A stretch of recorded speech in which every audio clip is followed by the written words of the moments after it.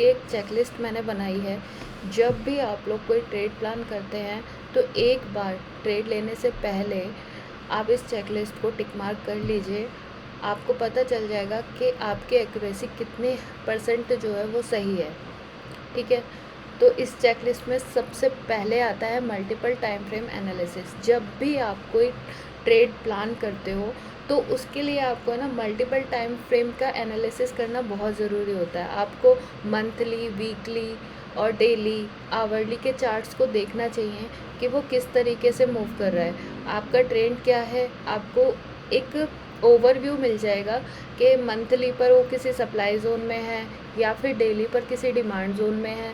तो इसलिए आपको है ना सबसे पहले जो है मल्टीपल टाइम फ्रेम एनालिसिस करना बहुत ज़रूरी होता है। किसी भी स्टॉक में ट्रेड लेने से पहले आप इंडेक्स में लेते हो, आप एवरीथिंग, आप कहीं भी ट्रेड लेते हो तो आप एक बार मल्टीपल टाइम फ्रेम एनालिसिस को ज़रूर कीजिए। अगर ये आपने कर लिया तो आप इसको टिक मार्क कर लीजिए। सेकंड आता है, आप मार्क कीजिए बेस्ट सपोर्ट और रेसिस्टेंस। ठीक है, तो बेस्ट सपोर्ट और रेसिस्टेंस किस तरीके से मार्क किए जाते हैं। मान लीजिए कि आपके पास 2 रेसिस्टेंस हैं। ठीक है, एक ऊपर है और एक नीचे है। तो जो ऊपर वाला है वो है मंथली का और ये है डेली का।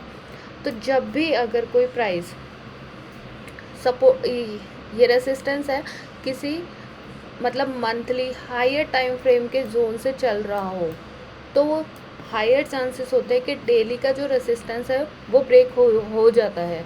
तो उसके लिए आप बेस्ट सपोर्ट और रेसिस्टेंस को मार्क कीजिए, क्योंकि ये ब्रेक हो जाएगा। थोड़ा सा हो सकता है यहाँ से आप जाकर डाउन आए, लेकिन फाइनली इसको ब्रेक कर देगा। क्यों? क्योंकि उसको हायर टाइम फ्रेम का सपोर्ट है। ठीक है, तो उसको कौन रोक सकता है? मंथली का रेजिस्टेंस ही रोक सकता है। वीकली से चल रहा है तो वीकली का रेजिस्टेंस ही उसको रोक सकता है।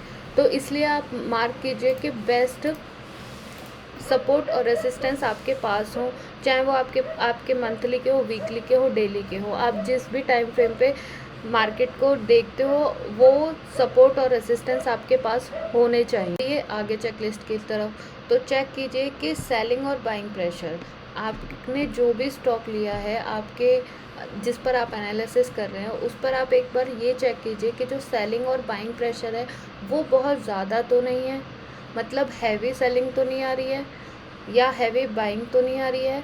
तो ये चेक करना बहुत ज़रूरी होता है। किसी में जो स्लोली कैंडल बन के नीचे आती हैं तो इट मीन्स कि सेलिंग प्रेशर बहुत ही कम है, और अगर back to back green candle बन रही है तो इट मीन्स बाइंग प्रेशर थोड़ा ज़्यादा है। तो उसके अकॉर्डिंग हमें ट्रेड को प्लान करना है। अगर बाइंग प्रेशर बहुत ज़्यादा है तो हो सकता है कि कोई एक आध रेसिस्टेंस है जहाँ पर वो ब्रेक हो जाए। ठीक है, आगे बढ़ते हैं। Check the achievement of the zone. Means इसका ये होता है कि जब भी आपने कोई जोन मार्क किया है तो उस जोन ने कोई अचीवमेंट ली है। अचीवमेंट ली है इट मीन्स ये होता है कि मान लीजिए कोई स्टॉक है जो अपने सपोर्ट से चल रहा है। ठीक है, सपोर्ट से चल रहा है तो उसने किसी भी रेसिस्टेंस को ब्रेक करके ऊपर क्लोजिंग की है। आपको ये फाइंड करना है कि कोई भी स्टॉक है जो वो एक वीकली के सपोर्ट से चल रहा है, तो वीकली के सपोर्ट से चल रहा है तो यहाँ पर एक डेली का रेसिस्टेंस था, तो क्या इसने इस डेली के रेसिस्टेंस को ब्रेक करके यहाँ पर क्लोजिंग करी है और इसके ऊपर बायर ने सस्टेन किया है? अगर किया है तो फिर ये जोन काफ़ी पावरफुल है, और अगर नहीं किया है, यहीं से ये डेली के वीकली का जोन है सपोर्ट और इसी को डेली का जो रेसिस्टेंस है वो काफ़ी अच्छा है, इसने यहीं पर ही इसको ब्रेक नहीं किया, सिर्फ टच करके यहाँ से नीचे आ गया है, तो इट मीन्स ये पावरफुल है। ये बायर्स पावरफुल नहीं है। ठीक है, तो हमें ये देखना भी बहुत ज़रूरी है कि जो हमने जोन मार्क किया है वो कितना पावरफुल है। आगे बढ़ते हैं। Sector support is in my favour. आपने कोई भी, मान लीजिए कोई भी आपने सेक्टर लिया है। ठीक है, किसी भी सेक्टर का आपने स्टॉक लिया, तो उसके लिए आपको क्या करना है? जैसे मान लीजिए निफ्टी है, निफ्टी में आपने रिलायंस ले लिया है। ठीक है, अब मान लीजिए कि रिलायंस जो है, रिलायंस है हमारे, रिलायंस अभी जा रहा है अप साइड जा रहा है। अप साइड जाने के बाद अभी यहाँ पर सप्लाई जोन को रिलायंस टच कर चुका है, लेकिन निफ्टी का सेक्टर कौन सा है? निफ्टी का सेक्टर रिलायंस का सेक्टर कौन सा है? रिलायंस का सेक्टर है निफ्टी। ठीक है, निफ्टी में लिस्ट है रिलायंस, तो हम निफ्टी को देखेंगे कि क्या निफ्टी हमारा सप्लाई जोन के पास है या सप्लाई जोन से दूर है, हमें ये चीज़ देखनी है। तो इस चीज़ पे आप फोकस कीजिए। अगर अभी निफ्टी सप्लाई जोन से काफ़ी दूर है और रिलायंस जो है वो अपने सप्लाई जोन को आ चुका है, रेसिस्टेंस को टच कर चुका है, तो हायर चांस है कि अभी ये कंसोलिडेट करेगा यहाँ पे, जब तक निफ्टी किसी रेसिस्टेंस को टच ना करे। ठीक है, ये बहुत ही इम्पॉर्टेंट लाइन है, तो इसको आप नोट डाउन कर लेना। तो आपने ये चेकलिस्ट भी फाइंड कर ली, ठीक है, सब सेक्टर जो है वो मेरे फेवर में है। उसके बाद बढ़ते हैं, trend is in my favour. ठीक है, जैसे सेक्टर मेरे फेवर में है ऐसे ही क्या ट्रेंड भी मेरे फेवर में है। अगर मैं बाय की अपॉर्चुनिटी देख रहा हूँ तो क्या ट्रेंड जो है वो अप है? ऐसा तो नहीं है कि ट्रेंड डाउन है और मैं यहाँ पर बाय करने के लिए प्लान कर रहा हूँ। ठीक है, तो इसमें आपके एसएल होने के चांसेस बहुत ज़्यादा रहते हैं।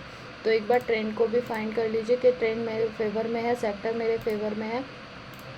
उसके बाद आगे बढ़िए, decided whether to be aggressive और कंजर्वेटिव। ये इसके लिए आपको क्या करना पड़ेगा कि आपको अग्रेसिव प्ले करना है या आपको कंजर्वेटिव प्ले करना है। ठीक है, अग्रेसिव और कंजर्वेटिव क्या होते हैं? वो ये होता है कि अग्रेसिव मीन्स अगर मान लीजिए कोई स्टॉक धीरे धीरे नीचे आ रहा है, ठीक है, मंथली के किसी जोन से नीचे आ रहा है, यहाँ पर एक डेली का सपोर्ट है और मंथली का सपोर्ट यहाँ पर है। ठीक है, यह है एक डेली का सपोर्ट, यह है मंथली का सपोर्ट। तो अगर मंथली के जोन से आ रहा है, ये मंथली का रेजिस्टेंस है, मंथली के जोन से कोई नीचे आ रहा है, तो हो सकता है कि ये डेली का जो रेजिस्टेंस है काफ़ी पावरफुल है ये। ठीक है, इसने काफ़ी सारे रेजिस्टेंस को ब्रेक किया है डेली के जोन में। तो हम यहाँ पर अगर यहाँ पर प्ले करते हैं, अगर हम यहाँ पर कुछ भी बाय करते हैं तो ये हो जाएगा एग्रेसिव। ठीक है, और अगर हम वेट करते हैं, चाहे वन वीक लगे, 2 वीक्स लगे स्टॉक को नीचे आने के लिए, और हम सोचेंगे कि नहीं हम तो इसी जोन में प्ले करना है, हमें यहीं पर ही बाय करना है, तो ये होता है कंजर्वेटिव। ठीक है, क्लियर है? अब हमने ये भी डिसाइड कर लिया कि हम एग्रेसिव है या कंजर्वेटिव है। फिर हम मार्क करेंगे entry, stop loss, target correctly. सबसे पहले आप अपने ट्रेड को लेने से पहले इन 3 चीज़ों पे बहुत ज़्यादा फोकस कीजिए कि आपने अच्छे से अपनी एंट्री को मार्क कर लिया है कि मेरी एंट्री लाइन ये है, मेरा टारगेट 1:2 ही है और मेरा स्टॉप लॉस यहाँ पर फिक्स है। अब चाहे कुछ भी हो जाए, या तो आप स्टॉप लॉस लीजिए या फिर आप टारगेट लीजिए। अगर आप टारगेट लेंगे तो भी आपकी लर्निंग है, स्टॉप लॉस लेंगे तो भी आपकी लर्निंग है। आप वहाँ से मतलब उदास मत हो कि नहीं मेरा तो स्टॉप लॉस हो गया। आप वहाँ से कुछ लर्न करो। अगर सीरियसली आप लर्न कर रहे हो तो आप वहाँ से कुछ सीखो, अपने मिस्टेक को फाइंड करो, नोट डाउन करो कि अच्छा ये गलती थी मेरी, तो आपको इससे पता रहेगा इन फ्यूचर कि नहीं यहाँ पर मैंने गलती की थी तो नेक्स्ट टाइम मुझे नहीं करनी है।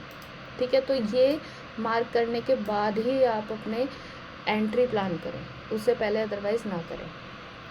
नेक्स्ट आता है, I am taking this trade according to my risk management. सबसे ज़्यादा इम्पॉर्टेंट जो है पूरी ट्रेडिंग में वो है रिस्क मैनेजमेंट। अगर आपने रिस्क को मैनेज करना सीख लिया, इट मीन्स आपने ट्रेडिंग करना सीख लिया। ठीक है, क्योंकि हम अपने बजट से ज़्यादा पूरा कैपिटल एक ही ट्रेड में अगर लगा देंगे ना तो हमारा पूरा रिस्क बिगड़ जाएगा। उस रिस्क मैनेजमेंट कैसे मैनेज कीजिए?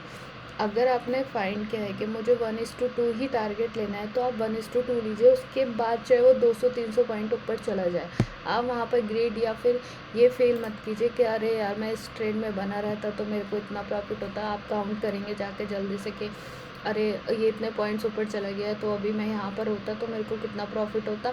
तो फिर आप उस चक्कर में दोबारा से बीच में ही ट्रेड ले लेंगे, हो सकता है वो वहाँ से आपके अपोजिट आ जाए तो आपका लॉस हो जाएगा, जो प्रॉफिट आया था वो भी चला जाएगा। क्योंकि होता ऐसे ही है, जब क्या होता है कि हम अगर हमारा एग्ज़िट करने के बाद वो स्टॉक और ऊपर चला जाए या वो ऑप्शन और ऊपर चला जाए तो हम कैलसी लेके जल्दी से उसको देखते हैं कि अरे मैंने 50 पे एग्ज़िट कर दिया, ये तो 80 चला गया, तो अभी मुझे और कितना 2000 का प्रॉफिट होता था, एक लॉट है तो आप दोबारा से एंट्री ले लोगे। जब तक वो वहाँ तक अपने अचीवमेंट दिखा चुका है, वो रेसिस्टेंस पे पहुँच चुका है, आप वहाँ पर जाकर टॉप पे ख़रीद रहे हो उसको, तो क्या होगा फिर वो वहाँ से ही नीचे आ जाएगा। तो आपका ये लॉस हो जाएगा। तो इस तरीके से हमें थोड़ा सा डिसिप्लिन मेंटेन करना है और रिस्क मैनेजमेंट फॉलो करना है, ठीक है। तो ये कुछ पॉइंट्स थे जो मैंने लिखे हैं। अगर आप एक बार इस चेकलिस्ट को फॉलो करेंगे, सीरियसली आप बात को मानिए कि एक बार आप कोई ट्रेड लेने से पहले ये चेकलिस्ट आप बना लीजिए, नोट डाउन कर लीजिए पॉज करके वीडियो, और आप देखिए कि आपको 100 मतलब बहुत ज़्यादा आपको फ़र्क देखने को मिलेगा आपके ट्रेडिंग में, ठीक है। तो एक बार आप इस चेकलिस्ट को बना लीजिए। और आपको ये वीडियो कैसी लगी कमेंट्स में ज़रूर बताइएगा। मिलते हैं नेक्स्ट वीडियो में। बाय।